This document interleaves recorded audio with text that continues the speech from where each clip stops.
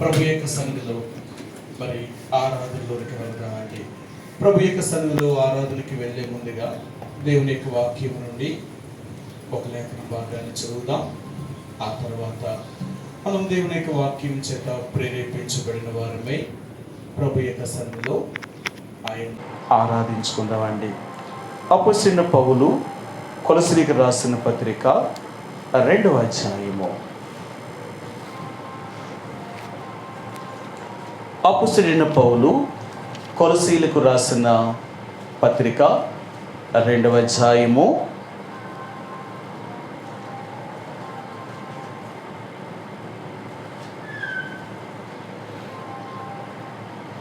11వ వచనం నుంచి 15వ వచనం వరకు ఈ 4 వచనాల్ని ఉత్తర ప్రత్యుత్తర రీతిగా చదువుదండి. 5 వచనాల్ని ఉత్తర ప్రత్యుత్తర రీతిగా చదువుదాం. కొలస్సీలకు రాసిన పత్రిక 2వ అధ్యాయము 11వ వచనం నుంచి 15వ వచనం వరకు ఈ 5 వచనాల్ని ఉత్తర ప్రత్యుత్తర రీతిగా చదువుదామండి. ఉత్తర ప్రత్యుత్తర రీతిగా చదువుదాం. మీరును క్రీస్తు సున్నతి యందు శరీరేచ్ఛలతో కూడిన స్వభావమును విసర్జించి ఆయన యందు చేతులతో చేయబడిన సున్నతి పొందుతరి.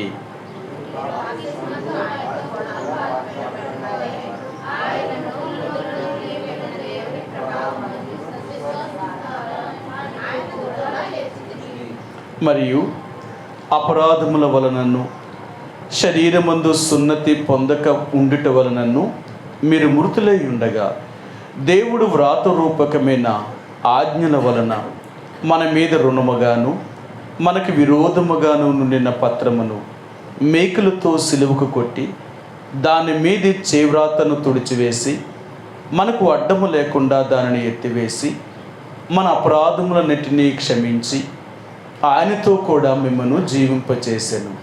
ఆయన ప్రధానులను అధికారులను నిరాయుధులుగా చేసి సిలువ చేత జయోత్సవముతో వారిని పట్టి తెచ్చి బాహాటముగా వేడుకకు కనపరిచెను. ఇక ఉదయకాల సమయంలో చదువుకున్న లేఖన భాగాన్ని దేవుడు దీవించునుగాక. మరి ప్రతి ఆదివారమున దేవుని యొక్క సన్నిధిలో మనం ఆరాధన కొరకే కూడి వస్తున్నాం కాబట్టి ఆయన మన జీవితంలో చేసిన మేలులకై ఆయన మనం ఆరాధించవలసిన వారు ఉంటున్నాం. ఏదో ఆదివారమే మనం ఆరాధించే భక్తులు కాదు, ప్రతిరోజు మనం దేవుణ్ణి ఆరాధించేవాళ్ళు, ప్రతిరోజు కూడా. ఎందుకంటే మన జీవితంలో దేవుడు చేసే ప్రతిదానికి కూడా మనం దేవునికి కృతజ్ఞతాస్తుతులు చెల్లించడమే దేవునికి ఎంతో ఇష్టమైన యాగం అన్నమాట. సరే, మీరు చూపిస్తాను ఆ మాటను. మొదటి తెస్సలోనికీయులకు రాసిన పత్రిక 5వ అధ్యాయము 18వ వచనం అండి. 5:18. మొదటి తెస్సలోనికీయులకు రాసిన పత్రిక 5వ అధ్యాయము 18వ వచనం. ప్రతి విషయమునందు కృతజ్ఞతాస్తుతులు చెల్లించుడి, ఇలాగు చేయుట యేసు క్రీస్తునందు మీ విషయములో దేవుని చిత్తము. ప్రతి విషయములో దేవునికి మనము కృతజ్ఞతాస్తుతులు చెల్లించబద్దులమేంటున్నాం. అంటే ప్రతి విషయంలో అంటే మనం తినినా మనం తాగినా కూడా దేవునికి మనం కృతజ్ఞతాస్తుతులు చెల్లిస్తాం. ఎందుకంటే దేవుడు తినడానికి సహాయం చేశాడు, వాటిని అనుగ్రహించినందుకు దేవుడు కృతజ్ఞతాస్తుతులు చెల్లిస్తాం. తాగేటప్పుడు కూడా త్రాగడానికి ఇది ఇచ్చినందుకు నీకు వందనాలు అని కూడా దేవుని కృతజ్ఞతాస్తుతులు చెల్లిస్తాం. మనం దేవునికి ప్రార్థనాపూర్వకముగా కృతజ్ఞతాస్తుతుల మూలముగా దేన్నైతే మనం తీసుకోగలుగుతామో అది దేవుడు దాన్ని పవిత్రపరుస్తాడు. దాని ద్వారా మనకు దేవుడు శక్తిని ఇవ్వగలుగుతాడు. సరే, మీకు ఆ మాటను కూడా చూపిస్తాను. అపోస్తలుడైన పౌలు తిమోతికి రాసిన 2వ పత్రిక. అపోస్తలుడైన పౌలు తిమోతికి రాసిన మొదటి పత్రిక. అపోస్తలుడైన పౌలు తిమోతికి రాసిన మొదటి పత్రిక 4వ అధ్యాయము 4వ వచనం అండి. 4:4. దేవుడు సృజించిన ప్రతి వస్తువును మంచిది, కృతజ్ఞతాస్తుతులు చెల్లించి పుచ్చుకొనుని ఎడల ఏదియూ నిషేధింపదగినది కాదు. కాబట్టి మనము కృతజ్ఞతాస్తుతులు చెల్లించి మనం దేనినైనా సరే తీసుకుంటామన్నమాట. దేవుడు ఇచ్చినందుకు దానికి తప్పక మనం దేవుణ్ణి ఆరాధించవలసిన వారు, దేవుణ్ణి స్తుతించవలసిన వారు. ఎందుకంటే మనం ఏది చేసినా అది దేవునికి మహిమార్థముగా ఉండాలి. అందుకనే మనం తినేది కానీ త్రాగేది కానీ దేవునికి ఇష్టమైనవి కావా అనేది కూడా మనం పరిశీలన చేస్తాం. సరే, అందుకని అంటారు బైబిల్ గ్రంథంలో దేవుని ప్రజలకు ఎలాంటివైతే ఇష్టమో కాదు అనేవి కూడా మనం తెలుసుకోవాలి. ఎందుకంటే మనము యేసుప్రభువుని ఎరిగిన వారము, మనం అందరిలాంటి వారం కాదు. అంటే మనం ప్రతిష్ఠించబడిన వారము. అర్థమైందా? దేవుని కొరకు ప్రతిష్ఠించబడిన వారం కాబట్టి మన జీవితము కూడా ప్రతిష్ఠితముగానే ఉండాలి. అందుకని అంటాం మనం తినేది కూడా దేవునికి ఇష్టమైనదే ఉండాలి, మనం త్రాగేది కూడా దేవునికి ఇష్టమైనదే ఉండాలి. సరే, మీకు ఆ మాటను కూడా చూపిస్తాను. పేతురు రాసిన మొదటి పత్రిక 4వ అధ్యాయము 3వ వచనం. పేతురు రాసిన మొదటి పత్రిక 4వ అధ్యాయము 3వ వచనం. 4:3 మనము పోకిరీ చేష్టలు, దురాశలు, మద్యపానము, అల్లరితో కూడిన ఆటపాటలు, త్రాగుబోతుల విందులు, చేయదగిన విగ్రహ పూజలు మొదలైన వాటి యందు నడుచుకొనుచు అన్యజనుల ఇష్టము నెరవేర్చుచునుటకు గతించిన కాలమే చాలును. సరే, ఇక్కడ ఆయన ఏమంటాడంటే త్రాగుబోతుల యొక్క విందులు. సరే, దేవునికి ఇష్టము కాని విందుల్లో కూడా మనం పాలు పంపులు పొందాం. అర్థమైందా? ఏదైనా సరే వాళ్ళు పిలిచారు కదా భోజనానికి అని మనం వెళ్ళిపోం, వాళ్ళు పెట్టారు కదా అని మనం తినం. ఎందుకు తాగమంటే మనం ప్రతిష్ఠించబడిన వారు. దేవుని కొరకు ప్రతిష్ఠించబడిన ప్రతి వ్యక్తి కూడా తన జీవితాన్ని చనిపోయే అంతవరకు ప్రతిష్ఠితముగానే కాపాడుకోవాలి. అర్థమైందా? అది ఎంత విలువైన భోజనమైనా కానీ అది దేవునికి ఇష్టం లేకపోతే తీసుకో. మాకు బాగా తెలిసిన ఆయన, కానీ చాలా మంచి ఆయన, దేవుణ్ణి ఎరగలేదు, కానీ వాళ్ళ కుమార్తె యొక్క వివాహానికి పిలిచాడు. పాస్టర్ గారు తప్పక మీరు రావాలి అన్నారు. మేము ఎందుకులేండి, ఎంతోమంది బంధువుల మధ్య మేము వస్తే అదేం మర్యాదగా ఉంటుంది, అయినా వద్దులేండి మేము రాము, మీరు చేసేదంత అన్యుల పద్ధతిలో చేస్తారు, దాన్ని బట్టి ఇంక మేము వస్తామంటే లేదు సార్ మీరు తప్పక రావాలన్నారు.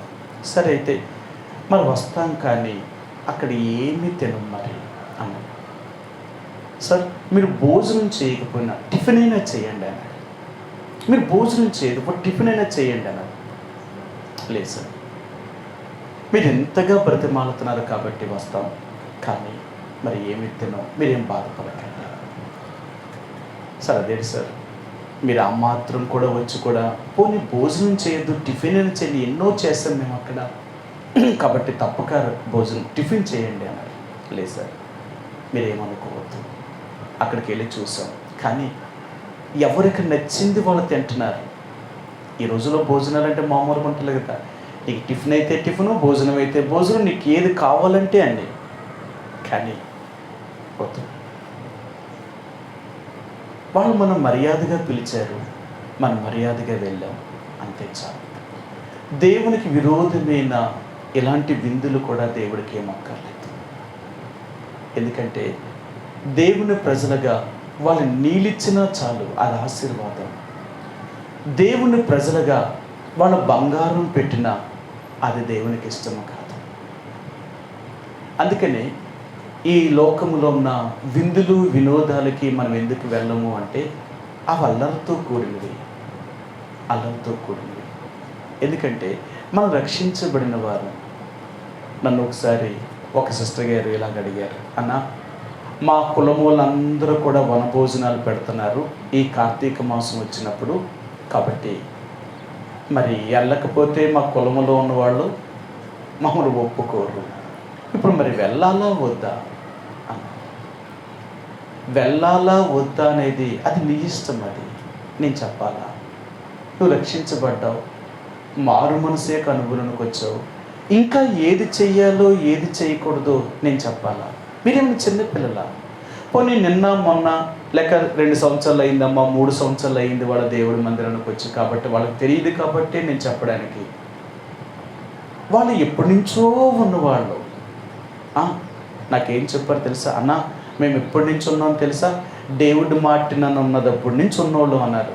డేవిడ్ మార్టిన్ గారు ఉన్నప్పటి నుంచి ఉన్నోళ్ళు అంటే అలాంటి వాడు ఇంకెంత నేర్చుకుని ఉంటారంటారు? అప్పటి నుంచి ఉన్నోళ్ళంట ఇప్పుడు నన్ను ఇలాగ అడుగుతున్నారు. వాళ్ళకి తెలియదా? అంటే వెళ్ళాలని ఉంది, కానీ నేనేం చెప్తాను అనేది వాళ్ళు ఎదురు చూస్తున్నారు. నేను అన్నాను, అది మీ ఇష్టం. అది దేవుడికి మీరు లెక్క చెప్పుకోవాలి. నేను ఇది చెప్తాను. నేను వద్దు అంటే మీరు మానేస్తారా? ఇప్పుడు నేను వెళ్ళమన్నాను అంటే మీరు ఏం చెప్తారు? ఆ సేవకుడి అన్న కూడా వెళ్ళమన్నాడు కాబట్టి అందుకే వచ్చామని చెప్తారా? అంటే ఏదైనా నా మీద గెంటేయడానికే మీరు చూస్తారు. వద్దు, అది మీరు దేవుడితో చెప్పండి. దేవుడు వద్దంటాడా వెళ్ళమంటాడా ఆయన్ని అడగండి. నేనెవరిని? నేనేమైనా మిమ్మల్ని రక్షించానా? నేనేమైనా మిమ్మల్ని కొనుక్కున్నానా? మీరు నా వారు కాదు, మీరు దేవుని వారు. అర్థమైందా? మీరు నా వారు కాదు, దేవునికి చెందినవారు. మిమ్మల్ని నాకు దేవుడు ఎందుకు అప్పగించాడు అంటే నేను పెంచడం కొరకు నన్ను అప్పగించాడంతే. నేను పెంచి ఒకరోజు మరలా ఆయనకి అప్పగించేయాలి నేను. అర్థమైందా? నేను పెంచి ఆయన ఒక రోజు నేను ఆయనకి అప్పగించాలి. కాబట్టి మీరు నా వారు కాదు. మీరు ఏదైనా సరే దేవుణ్ణే అడగండి. ఆయన వెళ్ళమంటే వెళ్ళండి, వద్దంటే మానేయండి. ఎలా తెలుస్తుందన్న? మీరు వాక్యం చదువుతారా? మరి దేవుని వాక్యం చదివితే దేవుడే చెప్తున్నాడు కదా ఏది చెయ్యాలో ఏది చేయకూడదు. మీరు వాక్యాన్ని చదవండి, వాక్యాన్ని చదవండి. మీరు వాక్యం చదివితే ఆ దేవుడు తప్పక మీతో మాట్లాడతాడు. మన వాక్యము దేవుడైన వాక్యమే దేవుడు కదా. చాలాసార్లు దేవుని యొక్క ప్రజలుగా ఏది తినాలన్నా ఏది త్రాగాలన్నా ఇంకా మనం తెలియని వారుగా ఉంటే మనం ఏమి దేవుని బిడ్డలం? మనం ఇన్ని సంవత్సరాలుగా దేవుని బిడ్డలం అయ్యింది ఎందుక? అర్థమైందా? ఈ వీధిలో మేము వచ్చిన క్రొత్తలో ఏ పెళ్ళిళ్ళైనా ఏ పుష్పతైనా ఏ కార్యం జరిగినా వాళ్ళు మమ్మల్ని పిలిచేవారు. అంతేకాదు వాళ్ళు తెచ్చుకున్న స్వీట్స్ కూడా ఇచ్చేవారు అన్నమాట. మేము అనేవాళ్ళం, వద్దమ్మా తీసుకోకూడదు, మేము దేవుడిని నమ్ముకున్నాం. అదేంటంటే ఎంతమంది దేవుడిని నమ్ముకున్న వాళ్ళు ఎవ్వరు వద్దని లేదు. పాస్టర్ గారులే తీసుకుంటున్నారు, మీరు తీసుకోరా? లేదండి. ఆఖరికి ఈ వీధిలో ఉన్న వాళ్ళందరూ మమ్మల్ని ఏం చేశారు తెలుసా? ఒంటరి వారుగా చేశారు. పర్లేదు, ఇప్పటికీ అలాగే ఉన్నాం. అర్థమైందా? ఈ వీధిలో ఎవరిని కదిపినా మా గురించి ఏం చెప్తారు తెలుసా? ఒక్కరు కూడా మంచి చెప్పరు, ఒక్కరు కూడా మంచి చెప్పరు. ఎందుకు చెప్పరు తెలుసా? వాళ్ళతో మనం పాలు పంపులు పొందాం కదా, వాళ్ళకి ఇష్టమేని మనం చెయ్యం కదా. వాళ్ళకు అనుకున్నట్లుగా మనం జీవిస్తే మనం అందరికీ మంచివాడమే.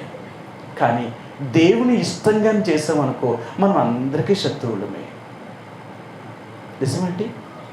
నువ్వు దేవుని చిత్తం చేయడం మొదలుపెట్టు, నువ్వెంతమంది శత్రువులు అయిపోతావు తెలుసా? ఎవరికో వద్దు, నీ ఇంట్లో వాళ్ళకి నువ్వు శత్రువుగా మారిపోతావు. నీ ఇంట్లో వాళ్ళు నీకు శత్రువు అయిపోతారు. కారణం ఏంటో తెలుసా? దేవుని కొరకు ప్రతిష్ఠించబడిన వారు అంటే ఈ లోకం అంత తేలికగా వదిలిపెట్టదు, అంత తేలికగా వదిలిపెట్టదు. అన్ని రకాలుగా నీ మీద చేయవలసినవన్నీ చేసిన తర్వాత అప్పుడు తెలుస్తుంది అన్నమాట ఇలా నిజమైన దేవుని బిడ్డలు అని. అర్థమైందా? అందుకని మనం తినేదాని దగ్గర తాగేదాని దగ్గర కూడా చాలా జాగ్రత్త కలిగి ఉంటాం. అర్థమైందా? ఎందుకు అంటే మనం దేవుని పిల్లలం. ఎవరేది ఇచ్చినా ఎవరేది పెట్టేసినా మనం అంత తేలిగ్గా తినాం. ఎందుకంటే ఎవరి దగ్గర తినాలో ఎవరి దగ్గర తాగాలో కూడా దేవుని వాక్యం చెప్తుంది. అందుకని బైబిల్ గ్రంథంలో అన్నాడు, మీరు ఎక్కడికైనా ఎవరి దగ్గరికైనా వెళ్ళినప్పుడు ఆ ఇల్లు యోగ్యమైనదా కాదా మొదలు తెలుసుకోండి అనేవాడు. ఆ ఇల్లు యోగ్యమైన వారు అయితే వాళ్ళ ఇంట్లో గ్లాసు నీళ్ళు ఇచ్చినా సరే మీరు తాగండి. ఆ ఇల్లు యోగ్యమైనది కాకపోతే అక్కడ వదిలేసి మీరు బయటకు పడండి. వాళ్ళు ఏమిచ్చినా తీసుకోవద్దు. ఎందుకంటే ఒకవేళ ఆ ఇల్లు యోగ్యమైనది అయితే మీ ఆశీర్వాదము అంటే వాళ్ళు చేసిన దానికి ప్రతిఫలాన్ని వాళ్ళు పొందుతారు. ఆ ఇల్లు యోగ్యమైనది కాకపోతే ఆ ఆశీర్వాదం ఆ ఇంటి మీదకి వెళ్ళదు. యేసుప్రభువు తన 12 మంది శిష్యులను పిలిచి వాళ్ళు ఖచ్చితంగా చెప్పాడు, మీరు ఎవరింటికైనా వెళ్ళేటప్పుడు ఎవరి దగ్గరైనా మీరు తాగినా తినినా ఆ ఇల్లు యోగ్యమైనదా కాదా అని మొదలు తెలుసుకోండి. ఎందుకు ఇలా చెప్పాడు అంటే అలాగ కాకపోతే మీరు అపవిత్రపరచబడతారు కదా. మీ అందరికీ తెలుసు. సరే మీరు చూపిస్తాను ఆ మాటను. దానియేలు గ్రంథము 1వ అధ్యాయము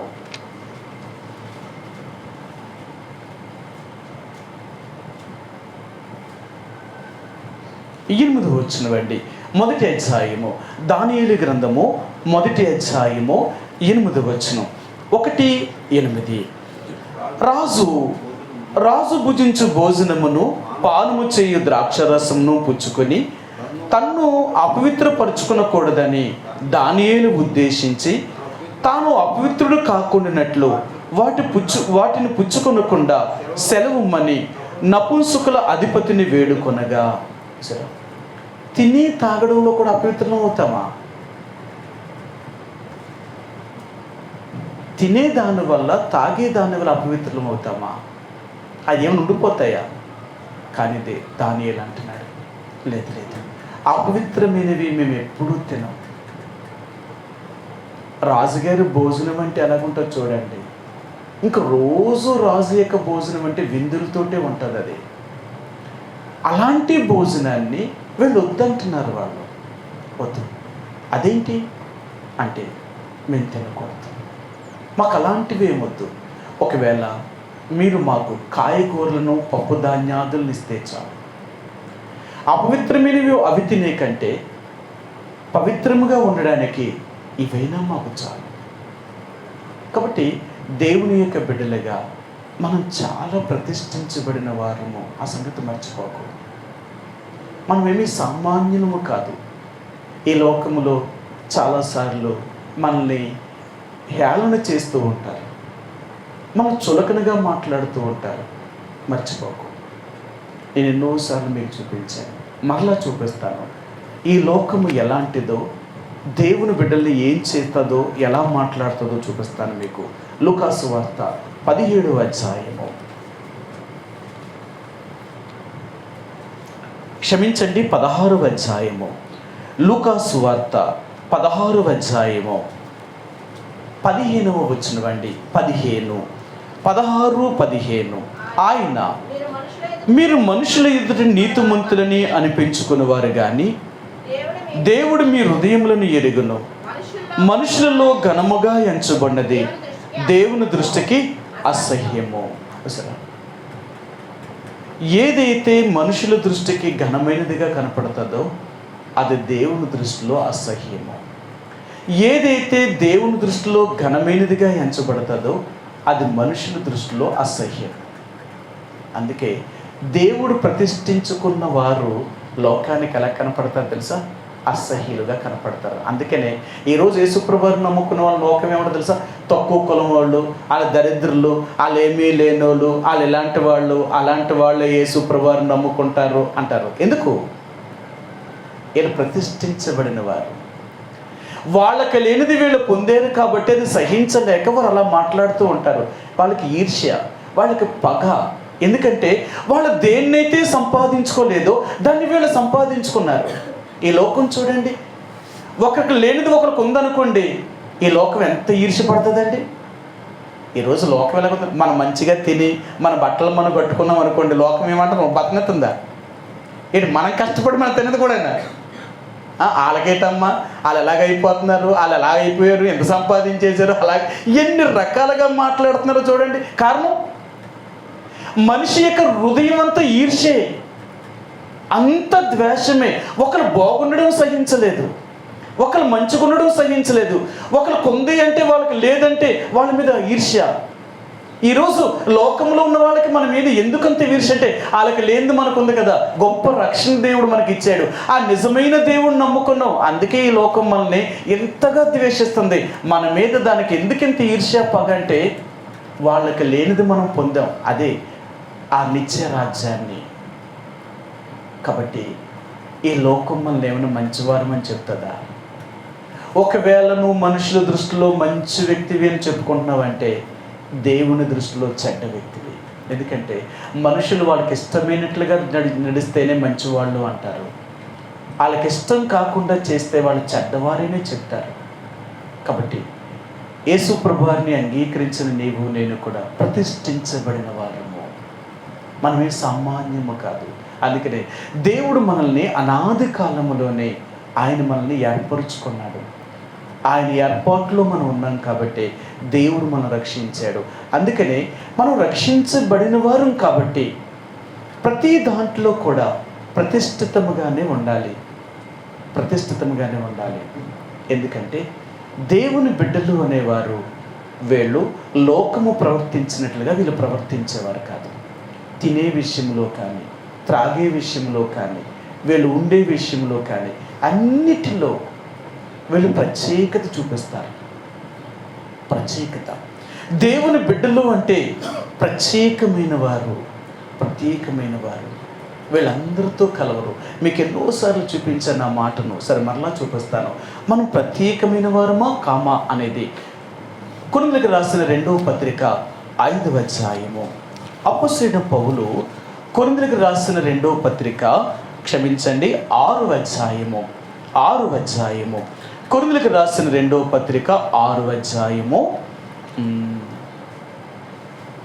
16 నుంచి 18 వరకు కలిసి ఉన్నాయండి. అయితే చూడండి, నేను ఎక్కడి నుంచి చదువుతాను. నేను వారిలో నివసించి సంచరింతును, నేను వారికి దేవుడినై యుందును, వారు నాకు ప్రజలై యుందురు. కావున మీరు వారి మధ్య నుండి బయలువెడలి ప్రత్యేకముగా ఉండుడి.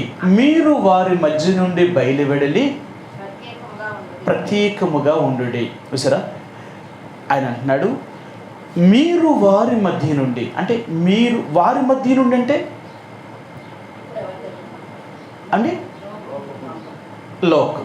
అంటే లోకంలో ఎలాంటి వారు ఉన్నారు?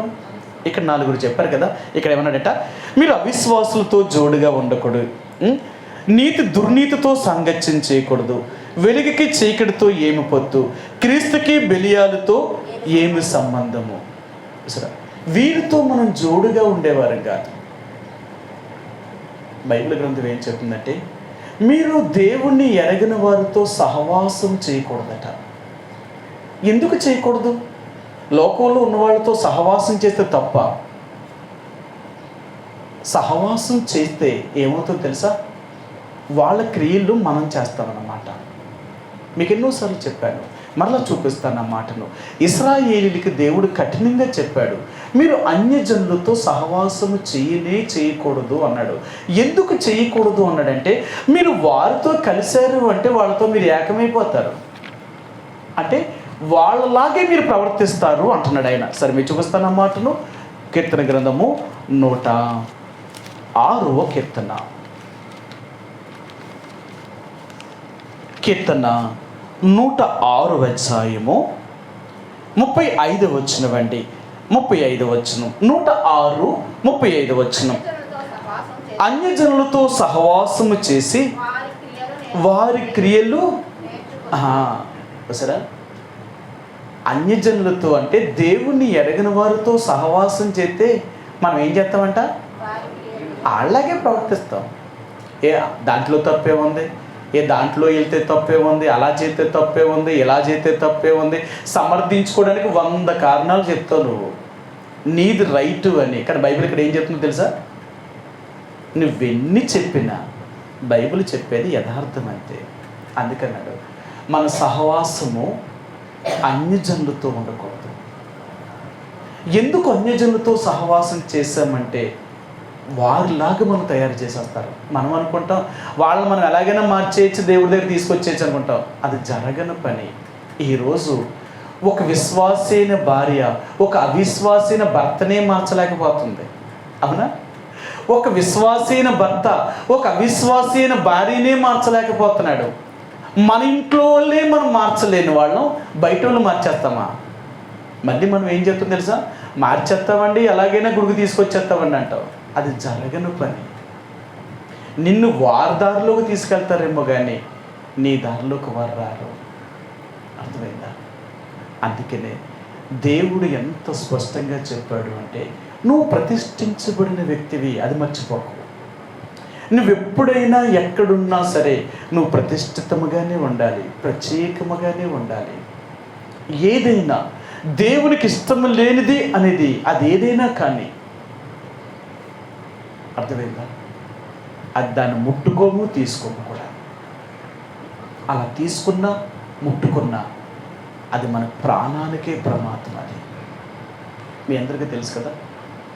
ఇశ్రాయేలు ప్రజలు యెరికో పట్టణాన్ని జయించే ముందే దేవుడు ఇశ్రాయేలు ప్రజలందరితో చెప్పాడు, యెరికో పట్టణంలో ఉన్న సమస్తము కూడా శక్తిమైనది, దాంట్లో నుంచి ఏది తీసుకోకూడదు. అది బంగారమే కానీ, వెండే కానీ, వస్త్రమే కానీ, అది కర్ర వస్తువే కానీ, ఏదైనా సరే మీకు ఏది దొరికినా అది తీసుకొచ్చి దేవుని యొక్క మందిరంలో ప్రతిష్ఠించాలి. ప్రతిష్ఠించబడినప్పుడు ఏం జరుగుతుంది అంటే, బంగారాన్ని వెండిని అగ్నిలో కాల్చి తీయాలి.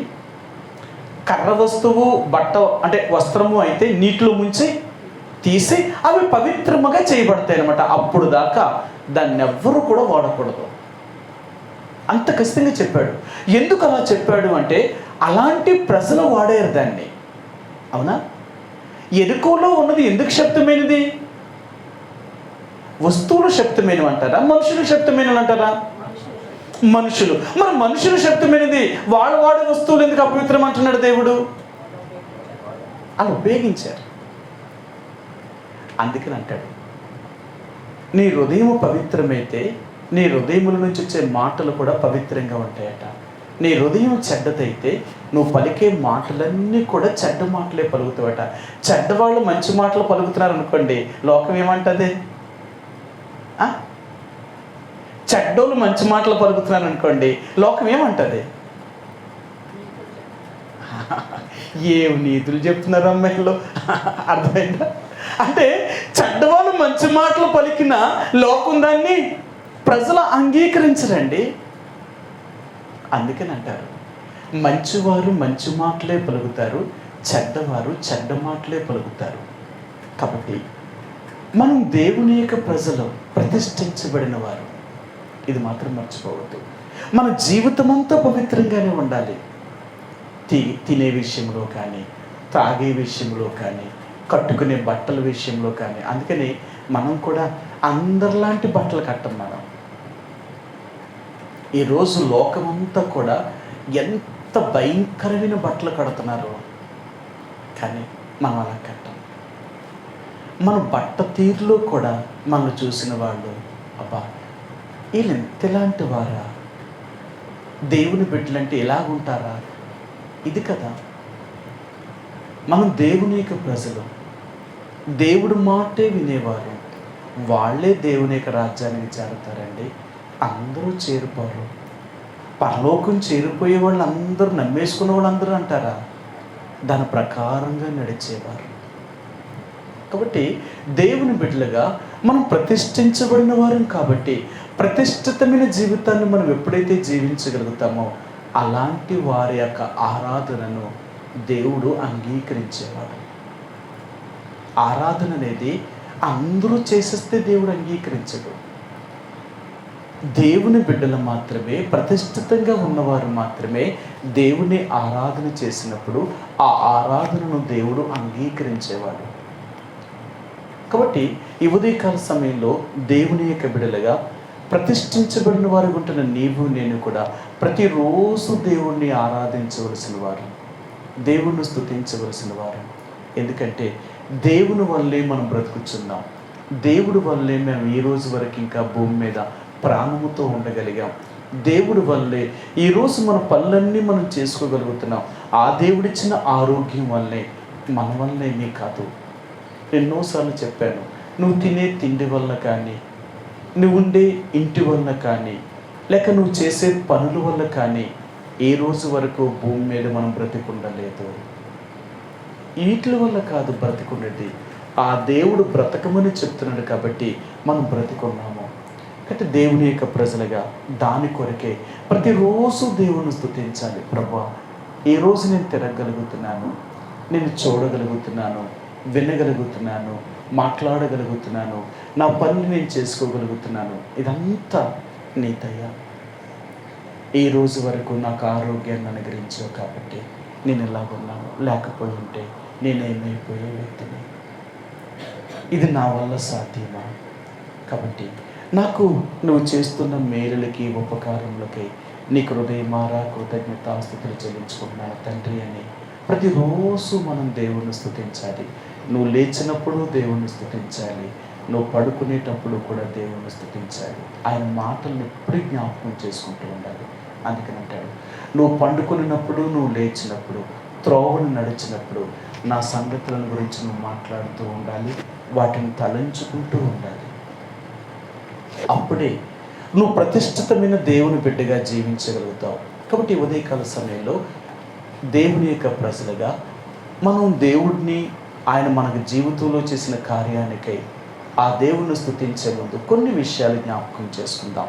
కొలసరికి రాసిన పత్రిక 2వ అధ్యాయము, కొలసరికి రాసిన పత్రిక 2వ అధ్యాయము 11వ వచనమండి. 11వ వచనం, మీరును క్రీస్తు సున్నతి యందు శరీరేచ్ఛలతో కూడిన స్వభావమును విసర్జించి ఆయన యందు చేతులతో చేయబడిన సున్నతిని పొందితిరి. మనందరికీ తెలుసు, ఇక్కడ 2 రకాలైన సున్నతి. ఒకటి శరీర సంబంధమైన సున్నతి, 2 ఆత్మ సంబంధమైన సున్నతి. ఇదే కదా ఈనాటికి కూడా ఇశ్రాయేలీలు శరీర సంబంధమైన సున్నతినే వారు అనుసరించేవారు. పుట్టిన ప్రతి బిడ్డకు కూడా 8వ రోజున వారు సున్నతి చేసేవారు.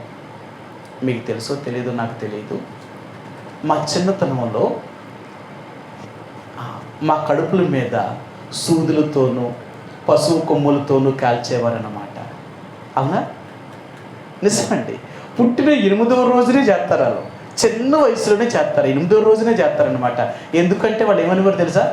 తిన్నదరుగుతుంది, జీర్ణశక్తి వస్తుంది, ఏ రోగాలు రావాళ్ళకి అన్నిటినీ తట్టుకుంటారు అని కాల్చేవారు. ఈ రోజుల్లో ఏమీ లేదులేండి. ఇప్పుడు మన పిల్లలు ఎంతో గారంగా పెంచుతుంటే ఒకళ్ళ ఇద్దరిని ఎలా కాలుతో మన కళ్ళు ఎదురుకుంటా.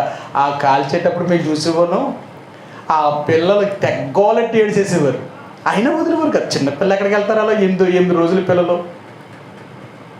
ఎందుకు అంటే శరీర సంబంధమైన సున్నతి పొందిన వాళ్ళందరూ కూడా దేవుని ప్రజలు అని వారు ఆచరించేవారన్నమాట.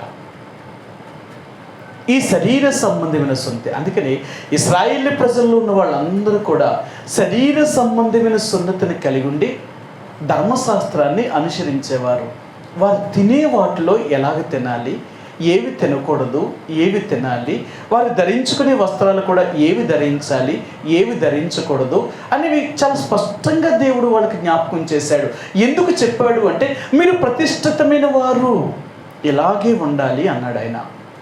తర్వాత యేసు ప్రభువారు ఈ భూమి మీదకి వచ్చిన తర్వాత శరీర సంబంధమైన సున్నతి సరైన సున్నతే కాదు, ఆత్మ సంబంధమైన సున్నతి పొందిన వారే సరైన సున్నతి పొందినవారు.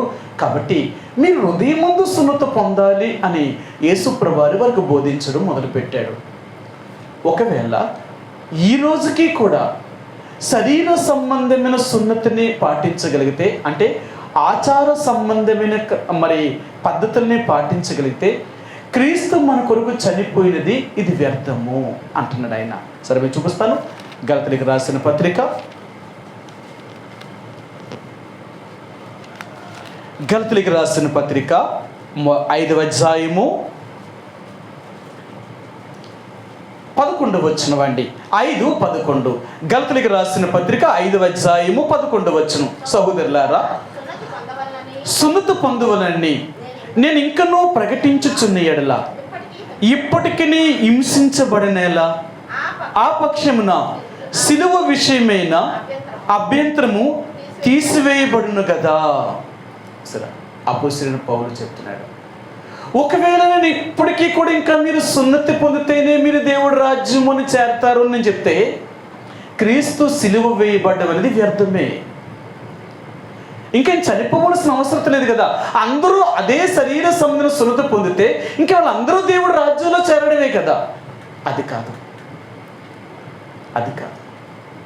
సిలువ యేసుప్రభువు ఎందుకు మరణించాడు అంటే శరీర సంబంధమైన సున్నతి కలిగిన వారు సరైన సున్నతి కలిగిన వారు కాదు, ఆత్మ సంబంధమైన సున్నతి కలిగిన వారే. అంటే జీవితాన్ని మార్చుకున్నవారు మాత్రమే వీళ్ళే సరైన వారు అని ఇక్కడ జ్ఞాపకం చేశాడు. సరే, మీకు ఆ మాట చూపిస్తాను.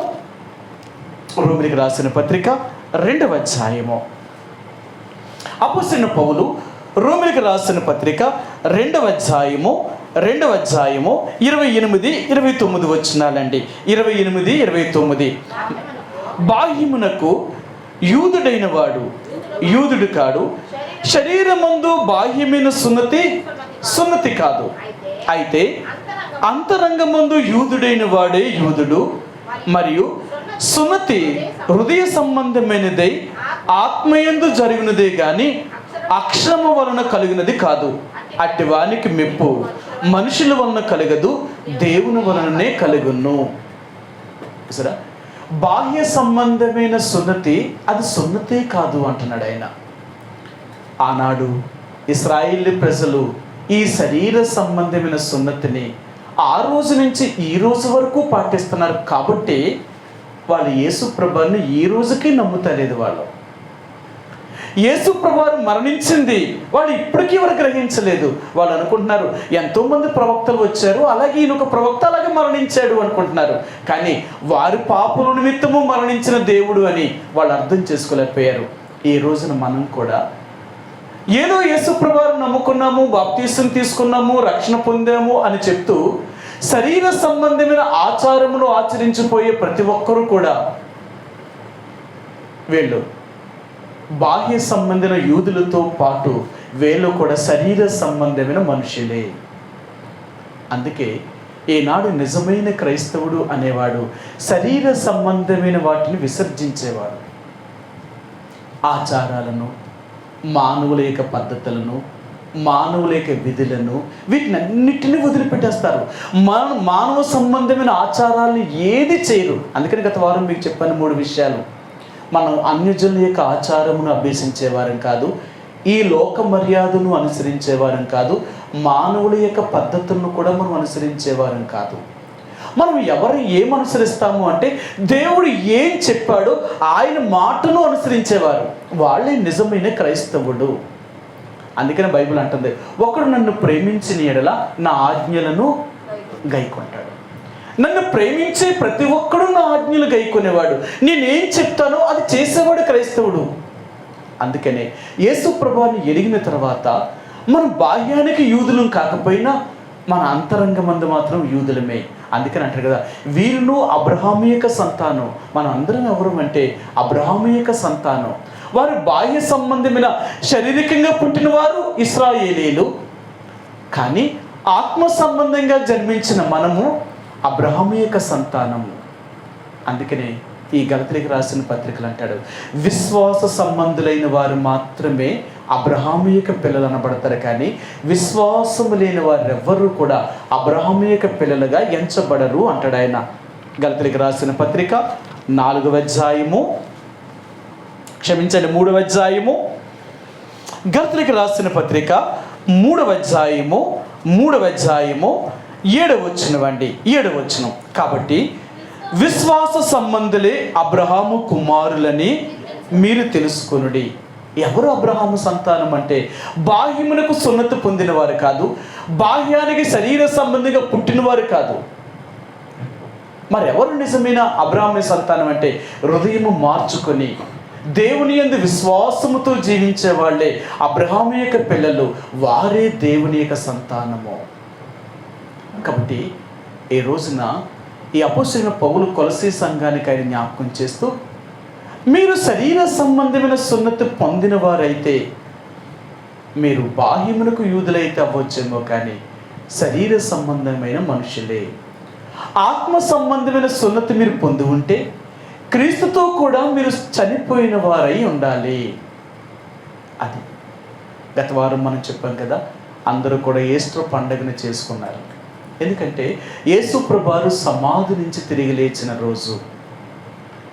నేటికి 2026 సంవత్సరాలు అవుతున్నా ఇప్పటికీ కూడా క్రైస్తవులు అనేవారు సమాధుల్లోనే వెతుకుతున్నారు యేసుని. యేసు సమాధుల్లో లేడు. ఇప్పటికీ కూడా యెరూషలేము యొక్క దేశంలో, ఇశ్రాయేలు దేశంలో ఆయన సమాధి ఖాళీగానే ఉంది. ఇప్పటికెళ్ళి చూసినా ఆయన సమాధిలో యేసు యొక్క దేహము, వారి ఎముకలు కూడా ఏమీ లేవు. ఎందుకంటే యేసు ప్రభువారు సమాధి నుంచి పైకి లేచాడు. దాని విషయం గత వారం మీకు జ్ఞాపకం చేశాను. ఎందుకు అంటే సమాధి నుంచి లేవబడిన అంటే మన జీవితంలో మార్పు అనేది ఎలాగో చూపిస్తున్నామో అని చూపించే విషయాన్ని మీకు ఎన్నో విషయాలు జ్ఞాపకం చేశాను. కాబట్టి ఈరోజు మనకు దేవుడు జ్ఞాపకం చేయాలనుకునేది ఏంటంటే, మీరు శరీర సంబంధమైన సున్నతి పొందినవారు కారు, ఆత్మ సంబంధమైన సున్నతి పొందినవారు. కాబట్టి మీరు శరీర రీత్యా మీరు మరణించిన వారు అంటున్నాడు ఆయన కదా. కొలసీకి రాసిన పత్రిక 2వ అధ్యాయము 12 వచ్చినవండి. 2:12 మీరు బాప్తిస్మమందు ఆయనతో కూడా పాతి పెట్టబడిన వారే ఆయన మృతుల్లో నుండి లేపిన దేవుని ప్రభావం మందు విశ్వసించుట ద్వారా ఆయనతో కూడా లేచితిరి. సరే, ఇప్పుడు ఆయన అంటున్నాడు, మీరు యేసు ప్రభువారినందు విశ్వసించుట ద్వారా, లేక మీరు బాప్తిస్మమందు ఆయనతో కూడా పాతి పెట్టబడిన వారు, మీరు ఆయన యందు విశ్వసించుట ద్వారా ఆయనతో కూడా తిరిగి లేపబడిన వారు. ప్రియ సహోదరి సోడా, ఏ రోజున నీవు నేను కూడా యేసు ప్రభువులో జీవించుచున్న వారము, లోకములో శరీర రీత్యా మనం మరణించిన వారము. అందుకనే లోకములో జీవిస్తున్న నీవు నేను కూడా శరీరానికి మనం చచ్చిపోయిన వారు. అంటే శరీరానికి చచ్చిపోవడం అంటే, శరీరం ఎప్పుడు కూడా మానవుడిగా ఈ భూమి మీద పుట్టిన ప్రతి మనిషి కూడా, రక్తమాంసములు కలిగిన ప్రతి వ్యక్తి కూడా ఈ భూమి మీద ఎలాంటి కోరికను కలిగి ఉంటాడు అంటే, ఒక మాట మీరు చూపిస్తాను. ఇర్మియా గ్రంథము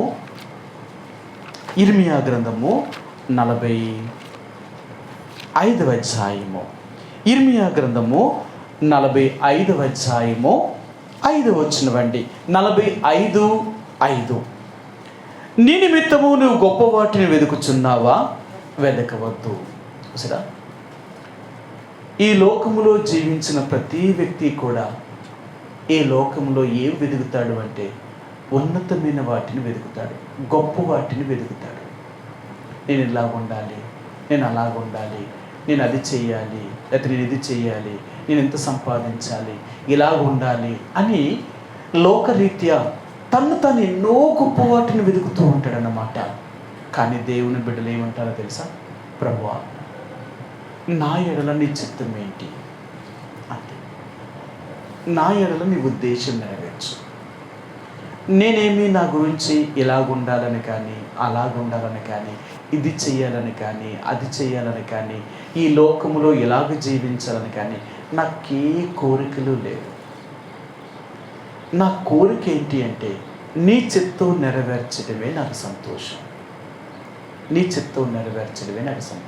కాబట్టి నా ఎడల నీ ఉద్దేశం ఏంటో తెలియచేయి. దాన్ని నెరవేర్చడం కొరకు నేను ఏదైనా చేయగలుగుతాను. మీరు బైబిల్ గ్రంథంలో చూడండి, ఇర్మియాను దేవుడు ఏం చెప్పాడు అంటే, ఇర్మియా నీ వివాహం చేసుకోవద్దు అన్నాడు ఆయన. ఇర్మియాకు దేవుడు ఏం చెప్పాడంటే, వివాహం చేసుకోవద్దు అన్నాడు. ప్రభువా, మరి నేను పెళ్లి చేసుకోకపోతే నాకు పిల్లలు అలాగా, మరి నా సంతానం ఏంటి? రేపు నాకు ఏదైనా నేను ఇప్పుడు బాగానే ఉన్నాను, రేపు నేను ముసలోడిని అయిపోతే నిన్నెవరు చూస్తారు, నాకెవరు తోడుగా ఉంటారు, నాకేంటి పరిస్థితి? ఇవన్నీ ఆలోచించాడా? దేవుడు వద్దన్నాడు. సరే ప్రభు, నేను పెళ్లి చేసుకున్నాను. వద్దు అని చెప్పాడు, కానీ చేసుకోలేదు. ఇర్మియా చాలా గొప్పవాడు. తన తండ్రికి ఎంతో ఆస్తి ఉంది. ఆయన ఆస్తి కూడా ఈయనకుంది. ఏమీ లేనోడేమీ కాదు ఇర్మియా. కానీ దేవుడు వద్దు అన్నాడు, ఆగిపోయాడు. అలాగే ఎహెజ్కేలుతో చెప్పాడు. ఎహెజ్కేలు ఒక వ్యభిచారిని పెళ్లి చేసుకో అన్నాడు. ఓషియాతో చెప్తాడు. ఓషియా కూడా అలాగే ఒక వ్యభిచారిని పెళ్లి చేసుకుంటాడు. అదేంటి ప్రభువా అని అన్నారు. నేను పవిత్రమైన వాడిని, నేను ఎప్పుడూ అపవిత్రమైన వాటిని ముట్టలేదు, తినలేదు, అలాంటి నన్ను ఒక అపవిత్రమైన వ్యక్తిని పెళ్లి చేసుకోమంటావా? నేను చెప్తున్నాను, వెళ్ళి చేసుకోండి. అంటే వాళ్ళు ఏం చెప్పారు అంటే, దేవుడి చిత్తం వారి హృదయం, వారి జీవితంలో నెరవేరడం కావాలంతే. నేను ఎలాగున్నాను, నేను ఏ స్థితిలో ఉన్నాను, నేను ఎలా బ్రతుకుతున్నాను ఇవన్నీ నాకు వద్దు. దేవుడు నన్ను ఎలాగుండమన్నాడో అలా ఉంటానంతే. అది దేవుడి చిత్తం అంతే. నా దేవుడి ఇష్టం నెరవేర్చడం ఏంటంటే, దేవుడు నాకు ఏం చెప్తాడో అది చేయడమే దేవుడి చిత్తం. అది ఎంత కష్టమైనా పర్లేదు. దేవుని చిత్తం చేయడం నాకు సంతోషం అంతే. ఆయన ఏది చెప్పినా నేను చేస్తాను. బైబిల్ గ్రంథంలో అనేక మంది నీతిమంతులు అనబడిన వారు దేవుని చిత్తాన్ని నెరవేర్చిన వారు, దేవుని చిత్తాన్ని నెరవేర్చిన వారు. వారు తమ సొంత ఇష్టాన్ని ఎప్పుడూ నెరవేర్చుకోలేదు. కాబట్టి ఈరోజు దేవుడు అనేది ఏంటంటే, నువ్వు ఆయనతో కూడా బాప్తీసం పొందావు అంటే ఆయన మరణములోనికి నువ్వు పాలు పంపులు పొందావు, సమాధి చేయబడ్డావు. దేనికి సమాధి చేయబడ్డావు? మనలో ఉన్న కోరికలకు, మన ఇష్టాలకు, మన ఆశలకు మనం చచ్చిపోయేవారు. మనకంటూ మనకేమీ కోరికలు లేవు. దేవుడు ఏది చేసినా అది దేవుని చిత్తమే. ఒక ఆయన నన్ను ఇలాగ అడిగాడు. నేను చెప్పాను. వాళ్ళు అన్నారు, అదేంటిరా నువ్వు 4 పిల్లల్ని ఇంత చదువులు చదివించేసావా, మరి ఎవరిని సేవకివ్వా అని అడిగారు. నేనన్నాను, నా తర్వాత నా పిల్లల సేవ చేయమని నేనేమైనా వాళ్ళ కోసం సేవకు వచ్చానా? ఇది వంశపరంగా వచ్చే ఉద్యోగం కాదు. దేవుడు వాళ్ళని పిలుచుకుంటే, వాళ్ళ దేవుని సేవ కొరకే చేస్తాను అనుకుంటే నేను ఎప్పుడూ బాధపడను. అయ్యో ఇంత చదివించాను, వీళ్ళ వల్ల నేనేం ప్రతిఫలం పొందలేను అనుకోను. ఈ లోకంలో దేవుని సేవ కంటే గొప్ప సేవ ఇంకొకటి లేదు. అలాంటి ఉన్నతమైన దేవుని సేవ చేస్తాను అనుకుంటే వాళ్ళనే దేవుడు పిలుచుకొని వాళ్ళంత సమర్పణతో వస్తాను అన్నప్పుడు నేనెందుకు బాధపడాలా? నేను ఇంకా సంతోషిస్తాను. అయితే నేను ఎప్పుడూ వాళ్ళకి ఏమీ చెప్పలేదు. నా ఆశ ఏంటంటే, చిన్నప్పటి నుంచి దేవుడి మందిరంలో పెరిగిన వాళ్ళు, చిన్నప్పటి నుంచి దేవుని యొక్క ఆస్తిని తిన్నవాళ్ళు, వాళ్ళకి ఆ మాత్రం గ్రహింపరాదా? ఒకనాటికి దేవుడే వాళ్ళని తీసుకొస్తాడు. నేనెవరిని పిల్లడానికి? మీరు దేవుని సేవ చేయాలి, మీరు దేవుని సేవ చేయాలని పట్టుగా నేను పిలిచాను అనుకోండి, మా నాన్న తినేస్తున్నాడు దేవుని సేవ చేయమన్నాడు, ఇంకా వాళ్ళ దేవుని సేవకు వచ్చారనుకో, రేపు వాళ్ళ దేవుడి మీద విశ్వాసంతో ఆధారపడరు. వాళ్ళు పిలిచిన దేవుడి మీద ఆధారపడాలి, నా మీద ఆధారపడకూడదు. అందుకన్నా నేను ఎవరికి అది చెప్పలేదు. దేవుడు వాళ్ళని పిలుచుకుంటే వాళ్ళు ఎప్పుడైనా దేవుని సేవకు చేయొచ్చు, నాకేం బాధ లేదు. అంతకంటే ఇంకేముంది? అలాగా మరి చాలామంది ఇలాగ అంటారు కదా, నా తర్వాత మీరు సేవ చేయాలా, మీ తర్వాత ఆ సేవ లేకుండా తెలుసా? వాళ్ళ సేవ అంతా కూడా వాళ్ళ తండ్రి చెప్పినట్లుగానే చేస్తారే తప్ప దేవుడు చెప్పినట్లుగా చేయవాళ్ళు. ఇది కాదు. దేవుడు పిలుచుకుంటే ఆ పిలుపు వేరు, దేవుని పిలుపు వేరు. ఎవరైతే దేవుని చేత పిలువబడతారో వారు దేవుని చిత్తమును మాత్రమే నెరవేరుస్తారు. మనుషుల చేత పిలువబడిన వారు మనుషుల యొక్క మాటే వింటారు, వీరు దేవుడి మాట వింటారు. ఇది నా కోరిక అని చెప్పాను నేను. అర్థమైందా? కాబట్టి దేవుని యొక్క ప్రజలుగా నీవు నేను కూడా మన కోరికలకు, మన ఆశలకు మనం చచ్చిపోయినవారు. ఇదే కదా ఒక రక్షించబడిన దేవుని బిడ్డ ఇలాంటి అనుభవంలోకి వచ్చేవారు. మీకు ఎన్నోసార్లు చూపించాను. ఎఫెసీయులకు రాసిన పత్రిక 2వ అధ్యాయం అంటాడు 3వ వచనంలో, మనమందరము శరీరం యొక్కయు మనసు యొక్కయు కోరికలను నెరవేర్చుకొనుచు స్వభావ సిద్ధముగా దైవోగ్రతకు పాత్రులమైన వారు. మనందరము కూడా శరీరాశలను బట్టి మన మనసు యొక్కయు శరీరం యొక్కయు కోరికలు నెరవేర్చుకునేవారు. అలాంటి మనల్ని యేసు ప్రభువారు ఆయన మనం రక్షించారండి. ఈరోజు నువ్వు నేను కూడా రక్షించబడిన వారము, మారు మనసు యొక్క అనుభవంలోకి వచ్చిన వారము. అందుకని మనం దేవుణ్ణి ఆరాధించేది, ప్రభువా ఒకప్పుడు నేను కూడా ఈ లోక సంబంధమైన వ్యక్తిగా జీవించిన వ్యక్తిని, నా శరీరం యొక్క మనసు యొక్క కోరికలను అనుసరించి నడుచుకునే వ్యక్తిని. ఒకప్పుడు నా స్వభావ సిద్ధముగానే నీకు విరోధస్తుడిని, నీ ఉగ్రతకి నేను గురి కావలసిన వాడిని. అలాంటి నన్ను రక్షించడం కొరకే నా కొరకు పరలోకం నుంచి భూమి మీదకి దిగి వచ్చి నా పాపముల కొరకు ఆ సిలువ మీద మరణించి నన్ను నీతిమంతుడిగా చేయడం కొరకే సమాధి నుంచి తిరిగి లేపబడ్డాను. ప్రభువా, నన్ను శరీరమందు సంబంధమైన సున్నతి ఎందు కాక అంతరంగ సంబంధమైన సున్నతి కలిగిన వ్యక్తిగా నా జీవితాన్ని మార్చాడు. అందుకు నీకు వందనాలు.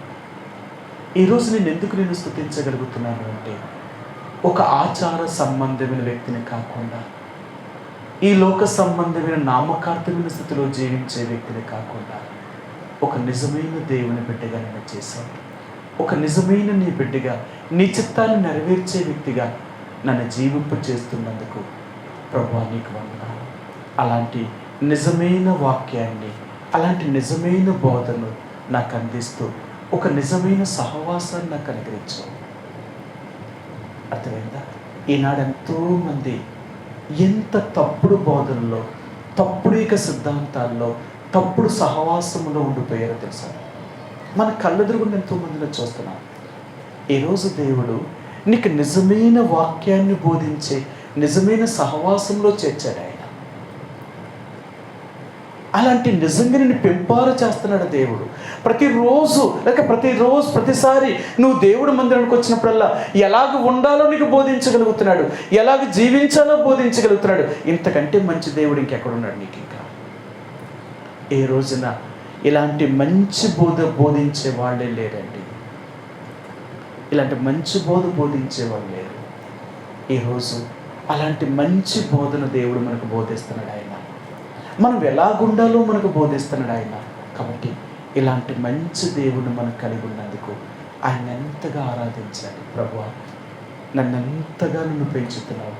ఆత్మీయమైన బోధన అనుగ్రహిస్తూ, ఆత్మీయమైన వాక్యాన్ని నాకు అనుగ్రహిస్తూ, నేను ఎలాగ బ్రతకాలో, ఎలాగ జీవించాలో, నేను కుడికి కానీ ఎడమకు కానీ తొలక్కున్నట్లుగా నీ మార్గంలో ఎలాగ నడవాలో అలా నడిచేలాగా నాకు నువ్వు ఒక నిజమైన మంచి బోధన నాకు అనుగ్రహించావు.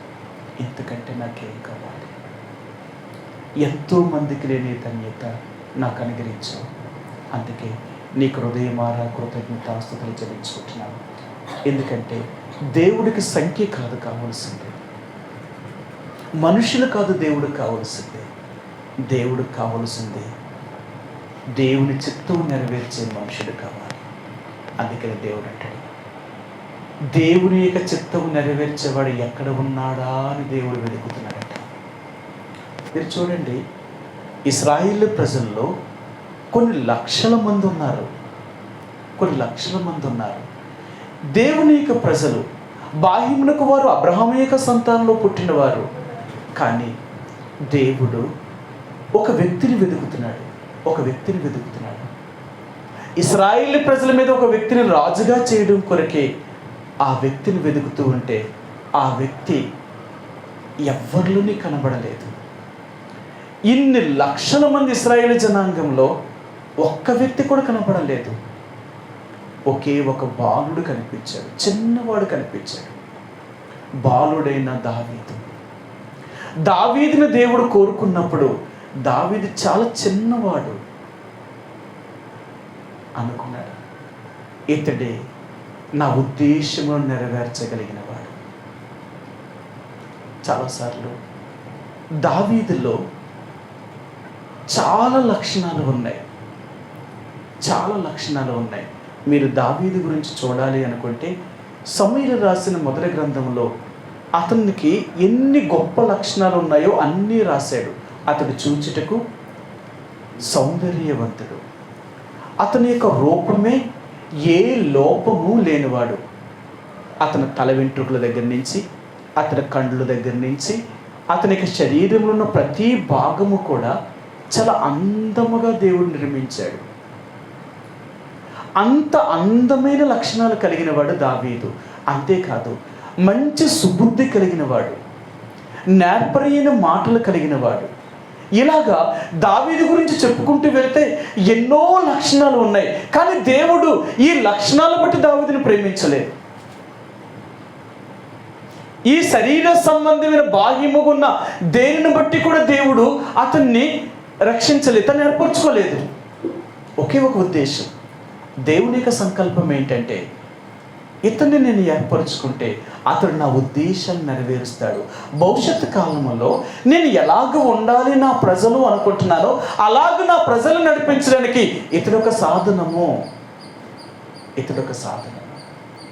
అర్థమైందా? ప్రతి ఒక్కరిని కూడా దేవుడు ఒక సాధనాలుగా దేవుడు ఉపయోగించుకోవడానికి మనం రక్షించాడు. సరేనా? మీకు ఆ మాట చూపిస్తాను. అపొస్తలుల కార్యములు 9వ అధ్యాయము ఈ యొక్క పౌలు గురించి, అంటే సౌలు గురించి దేవుడు ఇక్కడ ఒక మాటను చెప్పాడు. ఇతను నేను ఎందుకు ఏర్పరచుకున్నాను అంటే, ఇతడు అనేకులకు నాకు ఒక సాధనముగా ఉపయోగపడేవాడు, ఇతడుకు సాధనంగా ఉపయోగపడతాడు అంటున్నాడు ఆయన. 15 వచ్చినవండి, 9:15. అందుకు ప్రభువు, నీవు వెళ్ళుము, అన్యజనుల ఎదుటను రాజుల ఎదుటను ఇశ్రాయేలు ఎదుటను నా నామమును భరించుటకు ఇతడు నేను ఏర్పరచుకున్న సాధనమై ఉన్నాడు. నేను ఏర్పరచుకున్న సాధనం. అసలు సౌలుకి కూడా దేవుడు ఎందుకు ఏర్పరచుకున్నాడో ఆయనకి అర్థం కాలేదు అప్పుడు. అందుకన్నాడు, ప్రభా నేను ఏం చెయ్యాలి, నన్ను ఎందుకు ఏర్పరచుకున్నావు అని అడిగాడు ఆయన. దావీదును కూడా దేవుడు ఎందుకు ఏర్పరచుకున్నాడు అంటే, తన ప్రజలను దేవుని యొక్క మార్గంలో నడిపించడం కొరకే దేవుడు ఏర్పరచుకున్న ఒక సాధనమైన వాడు. దేవుడిని ఏర్పరచుకున్నది నీ గతాన్ని చూసి కాదు, నీ మంచితనాన్ని బట్టి, ఈ లోకంలో నీకున్న ఆస్తుపాస్తులు బట్టి, ఈ లోకంలో నీ అర్హతలు యోగ్యతలు బట్టి దేవుడు నీ గతాన్ని దేవుడు చూడలేదు, నీ భవిష్యత్తును చూశాడు దేవుడు.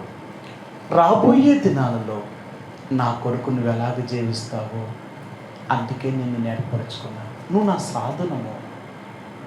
ప్రియ సహోదరి సోదరుడా, యేసు ప్రభువు నిన్ను నన్ను ఏర్పరచుకుంది ఎందుకంటే ఆయనకు ఒక సాధనముగా మనం ఉపయోగించబడాలని, ఆయన కొరకు మనం జీవించాలని. ఇది కదా ఆయన కోరిక. అందుకని యేసు ప్రభువుని ఎరిగిన నువ్వు నేను కూడా మన గురించి మనం ఎప్పుడూ కూడా ఏది అడగం. మనం దేవుణ్ణి, ప్రభువా నాకు ఇది కావాలి, నాకు అది కావాలి, నేను ఎలాగ ఉండాలనుకుంటున్నాను, అలాగ ఉండాలనుకుంటున్నాను, నాకు సహాయం చేయి తండ్రి అని మనం అడగం. ప్రభువా నన్ను ఎందుకు అసలు రక్షించావు, నా వల్ల నీకేం చేయమంటావు చెప్పు. ఒకవేళ నా వల్ల నీకేది చేయాలనుకుంటున్నావో అలాగ నన్ను సిద్ధపరచు. నీకు ఒక సాధనముగా నన్ను వాడుకో, నీకు ఒక సాధనముగా నన్ను వాడుకో. అంతే, నాకంటూ నాకేం కోరిక లేదు.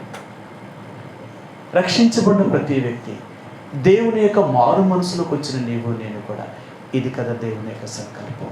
అందుకనే యేసు ప్రభువు అంటున్నాడు, మీరు మీ అపరాధముల వలన శరీరమందు సున్నతి పొందకపోవడం వలన మీరు మృతులై ఉండగా, ఒకప్పుడు మీరు చనిపోయిన వారు, మీ క్రియల విషయంలో కానీ, మీ ప్రవర్తన విషయంలో కానీ, మీ కోరికల విషయంలో కానీ, శరీర సంబంధమైన మీ జీవితం విషయంలో మీకు ఇష్టమైనట్లుగా మీరు జీవించారు. కాబట్టి అలాంటి జీవితము నా దృష్టిలో మీరు చనిపోయిన వారు.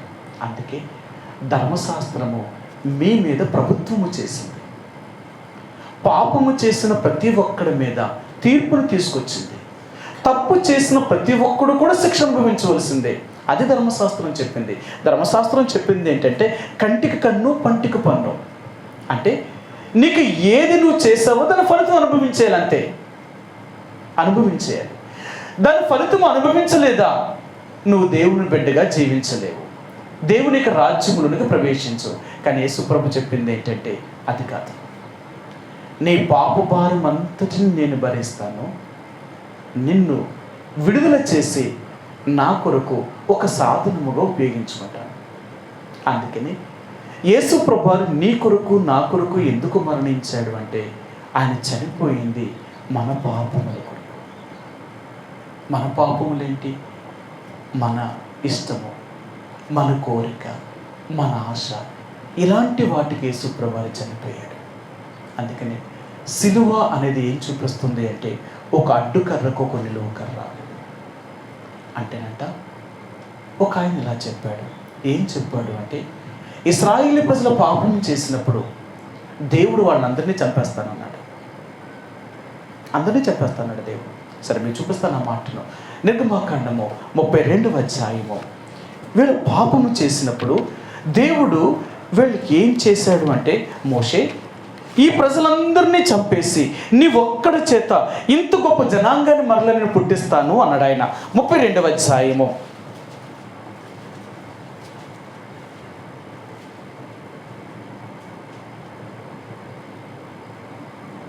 10వ వచనం అండి. 32:10. నిర్గమాకాండం 32వ అధ్యాయం 10వ వచనం. కావున నీవు ఊరుకుండము, నా కోపం వారి మీద మండును, నేను వారిని కాల్చివేసి నిన్ను గొప్ప జనముగా చేసేదనని మోషేతో చెప్పగా. సరే, ఇప్పుడు ఇశ్రాయేలు ప్రజలు పాపం చేసినప్పుడు దేవుడు మోషేకి ఏం చెప్తున్నాడు?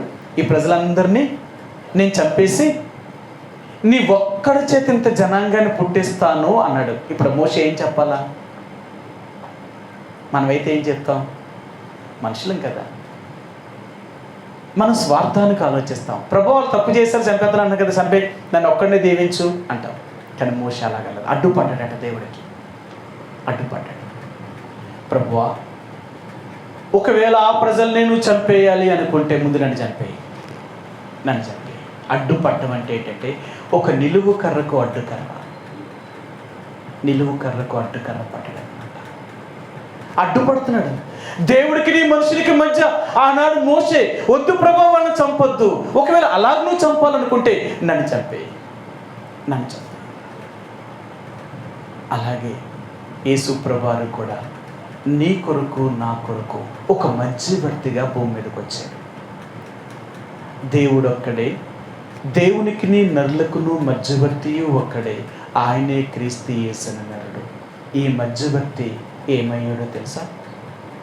దేవుని దగ్గరికి మానవులను సమీపస్తులుగా చేయడానికి ఈయన మన కొరకు ప్రాణం పెట్టవలసి వచ్చింది. మనల్ని దేవుని దగ్గర తీసుకురావడం కొరకు, మనల్ని దేవుడికి సమీపస్తులుగా చేయడం కొరకు, ఆయన మన పాపముల కొరకు ఆయన మధ్యవర్తిగా ఆయన చనిపోయాడండి. మన రుణమంతా, మన పాపభారం అంతా ఆయన మీద మోపబడింది. అందుకన్నాడు, మీకు విరోధముగాను మీ మీద రుణముగాను ఉన్న ఆ పత్రమును. అవునా? అక్కడ ఎలాగన్నాడా? కొలసీలకు రాసిన పత్రిక 2వ అధ్యాయము 14-15 వచనాలండి. 14-15 వచనాలు కదా. ఆయన ఏమన్నాడో చూద్దాం ఒక్కసారి. 13 నుంచి ఉన్నాయి. మరియు అపరాధముల వలనను శరీరమందు సున్నతి పొందక ఉండుట వలనను మీరు మృతులై ఉండగా దేవుడు రాతరూపకమైన ఆజ్ఞను వలన మన మీద రుణముగాను మనకు విరోధముగాను నుండిన పత్రమును మేకులతో సిలువకు కొట్టి. ఏ పత్రం అది? అర్థమైందా? మన మీద రుణముగాను మనకు విరోధముగాను ఉన్న పత్రము, అదే ధర్మశాస్త్రం. మనకు విరోధము, మనకు రుణం ఏంటంటే ధర్మశాస్త్రం ఏం చెప్తుంటే, తప్పు చేసిన వాడు చచ్చిపోవాలంతే, పాపము చేసిన వాడు మరణాన్ని అనుభవించాలంతే, వాడు నరకానికి వెళ్ళిపోవాలంతే, తప్పదు. ఇంకా పాపము చేసిన ప్రతి ఒక్కడు కూడా తగిన శిక్ష అనుభవించవలసిందే కదా. మనందరికీ తెలుసు, రోమా 6:23 అంటాడు, ఏలయనగా పాపం వల్ల వచ్చే జీతము మరణము, అయితే మన ప్రభువైన క్రీస్తు యేసునందు మనకు నిత్య జీవము. నిజమే, మనకు రుణముగాను మనకు విరోధముగా ఉన్న ఆ పాప పత్రాన్ని ఆయన సిలువ మీద మేకులు కొట్టాడు. కాబట్టి ఈ రోజు నువ్వు నేను కూడా బాహాటముగా దేవుని యొక్క సన్నిధిలో మనం రావడానికి ప్రవేశం మనకు దొరికిందండి. లేకపోతే మనం దేవుని యొక్క మందిరములోనికి అడుగుపెట్టే అర్హత లేని వారము, ప్రభువాన్ని పిలవడానికి యోగ్యత కూడా లేని వారము. ఎందుకు అంటే మనము అన్యజనులము, లోకమందు నిరీక్షణ లేని వారము, లోకమందు దేవుడు లేని వారమేంటే జనాంగంలో పుట్టిన వారు మనం. మనకి దేవుడు ఎలాగ దేవుడు అవుతాడు? ఆయన యేసుప్రభువారు. అందుకే దేవుడు అంటున్నాడు, మీకు రుణముగాను మీకు విరోధముగాను ఉన్న ఆ పత్రాన్ని నేను నా శరీరమందు ఆ మేకులతో సిలువ మ్రాను మీద కొట్టుకున్నాను. నేను ఈరోజు నీకు నాకు ఈ రక్షణ, ఈ మారు మనసు, ఈ పాపక్షమాపణ ఇంత సులభముగా దొరకలేదు. మన మీద రుణముగా మనకు విరోధమున ఆ పత్రాన్ని మన ప్రభు తన సిలువ మీద భరించాడు ఆయన. కాబట్టి ఈరోజు దేవుడు అంటున్నాడు, నేను నిన్ను జయోత్సాహముతో ఆర్భాటముగా వేడుక కనపరుస్తున్నాను, లోకమందరి ఎదుట నువ్వు నా బిడ్డవని చూపించగలుగుతున్నాను. ఎందుకంటే నీ కొరకు నేను అడ్డుపడినాను. దేవునికి మీకును మధ్య ఉన్న ఆ భయంకరమైన మరణాన్ని, ఆ పాపమునికి వచ్చే శిక్షను నేను అనుభవించాను. అలాగే మీ కొరకు నేను అడ్డుపడి మీ కొరకు నా ప్రాణాన్ని త్యాగం చేశాను. ఇది నేను చేసిన బలియాగం. ఒకవేళ నేనే కానీ నీ పాపం కొరకు మరణించకపోయి ఉంటే పాపానికి వచ్చే జీతాలను అనుభవించవలసిన వ్యక్తివి. ఆ భయంకరమైన నరక శిక్షను, యుగాలు ఆ నరకులు అనుభవించవలసిన భయంకర వ్యాధులను నువ్వు అనుభవించవలసిన వ్యక్తివి. అందుకే అలాంటి వేదనకరమైన పరిస్థితుల నుంచి దేవుడు మనల్ని విడిపించి రక్షించి ఈరోజు మనల్ని విడుదల చేశాడండి, స్వతంత్రులుగా చేశాడు. ఈరోజు నువ్వు నేను కూడా స్వతంత్రులమైన వారము. కాబట్టి ఈరోజు నువ్వు నేను కూడా దేవుని స్తుతించే ముందుగా, ఒకప్పుడు ప్రభా శరీరం ముందు సున్నత లేని వ్యక్తిని, ఆత్మ సంబంధమైన సున్నత లేని వ్యక్తిని, నా హృదయం యొక్కయు నా మనసు యొక్కయు శరీరం యొక్కయు కోరికలు నెరవేర్చుకోవచ్చు. ఈ లోకంలో నీకెంతో విరోధమైన వ్యక్తిగా, నీకెంతో శత్రువుగా, నీకెంతో పగవాడిగా ఈ లోకంలో పాపముతో నిండిపోయి నిత్య నరకానికి పాత్రుడవలసిన వాడిని నేను నీ బిడ్డని అని చెప్పుకోవడానికి నాకే అర్హత లేని వ్యక్తి ఉన్నాను. అలాంటి నాకు శరీర సంబంధమైన సున్నతి కాక ఆత్మ సంబంధమైన సున్నతిని కలిగించి నన్ను మార్చి నా హృదయాన్ని రక్షించి మారు మనసు యొక్క అనుభవం తీసుకుని వచ్చి నీ రక్తముతో నా ప్రతి పాపాన్ని కడిగి నీ యొక్క సంతానంలో అబ్రహాము యొక్క కుటుంబంలో నన్ను కూడా నువ్వు చేర్చినందుకు వందనాలు. అంతేకాదు ప్రతిరోజు నేను ఎలాగ జీవించాలో, ఎలాగ బ్రతకాలో, ఎలాగ ఉండాలో రోజు నీ వాక్యంతో నాతో మాట్లాడుతూ, నీ సన్నిధికి వచ్చినప్పుడల్లా నేను ఎలాగ ఉండాలో నాకు నేర్పిస్తూ నిజమైన బోధన నాకు అనుగ్రహిస్తూ వస్తున్నందుకు నీకు వందనాలు. అటువంటి సహవాసాన్ని నాకు అనుగ్రహించినందుకు నీకు వందనాలు. అంతేకాదు ప్రభా, నాకు విరోధముగాను నాకు రుణముగాను ఉన్న ఆ ధర్మశాస్త్రం అనే ఆ పత్రమును, ఆ రుణపత్రాన్ని నా కొరకు ఆ సిలువ మీద మేకులతో నువ్వు కొట్టించుకున్నావు. ఒక మధ్యవర్తిగా నా కొరకు మరి నువ్వు వచ్చి ఆ పాపమునకు మరి నేను మరణించవలసిన దానికి బదులుగా ఒక అడ్డుకర్రగా నా కొరకు ఆ సిలువ మీద నువ్వు మరణించావు. నా పాపముల కొరకు నువ్వు చేసినటువంటి గొప్ప త్యాగానికి నీకు వందనాలు. ఎందుకంటే తప్పు చేసిన నేను దాని శిక్ష అనుభవించవలసింది కూడా నేనే. కానీ ఆ శిక్ష నుండి విడిపించడం కొరకు ఇంత త్యాగాన్ని చేసినందుకు నీకు హృదయమారా కృతజ్ఞతాస్తుతులు చెల్లించుకుంటున్నాను తండ్రి అని కొంత సమయం ఆ ప్రభువుని ఆరాధించుకుంటామండి. ఆ రీతిగా కొంత సమయం దేవుడిని నా జీవితంలో చేసిన కార్యానికై ఆయన మనం ఎలాగ విడిపించాడో, ఎలాంటి వారిని ఎలాంటి వారిగా చేశాడో దానికి మనం దేవునికి కృతజ్ఞతాస్తుతులు చెల్లిస్తామండి. ఆ రీతిగా కొంత సమయం ప్రభువుని ఆరాధించుకుందాం.